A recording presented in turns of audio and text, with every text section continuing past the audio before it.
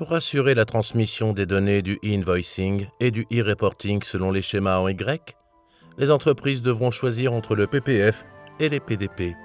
Qui peut me dire ce dont on a besoin pour transmettre les factures électroniques et les reportings de manière efficace ? Le portail public de facturation, évolution de Chorus Pro, offre un socle minimal de services pour assurer plusieurs rôles. Le dépôt ou la création de factures, leur transmission aux clients, la concentration des flux vers l'administration fiscale et la gestion de l'annuaire des assujettis à la TVA. Le PPF recevra ou permettra la saisie du e-reporting à destination de l'administration fiscale.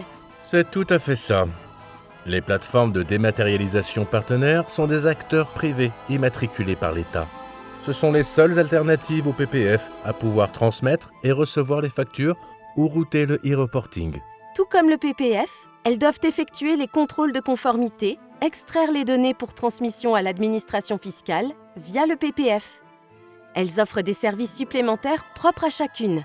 Pour obtenir leur immatriculation pour 3 ans, elles sont soumises à des normes très strictes de sécurité, comme être certifiées ISO 27001 et SecNum Cloud. Elles sont seules autorisées à mettre à jour l'annuaire.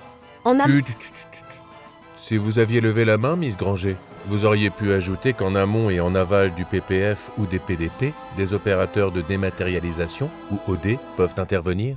Tout sorcier sait que ce sont surtout des logiciels de comptabilité et pré-comptabilité. Des logiciels de caisse ou de facturation permettent d'émettre des factures dans un des 3 formats du socle, UBL, C2I et FactureX. Mais les OD n'étant pas immatriculés, ils ne pourront pas router de facture au destinataire, n'est-ce pas ? Ils devront donc obligatoirement passer par une PDP ou le PPF à qui ils pourront aussi transmettre le e-reporting, à condition de faire les développements nécessaires pour se connecter à leurs API. Monsieur Potter, l'interopérabilité est la condition sine qua non du schéma en Y. Cette interopérabilité repose sur 3 piliers. Quels sont-ils ? La magie noire ? La magie blanche ?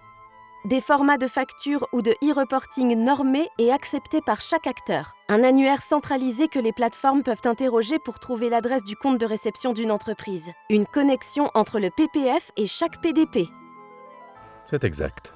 Chaque PDP doit s'interconnecter avec au moins une autre PDP et le PPF. Mais le système ne pourra parfaitement fonctionner que si elles sont toutes interconnectées, soit de point à point, soit via un réseau partagé dont l'expérimentation est en cours. Enfin, ces connexions seront possibles grâce à des API. Brillant ! 100 points pour Gryffondor.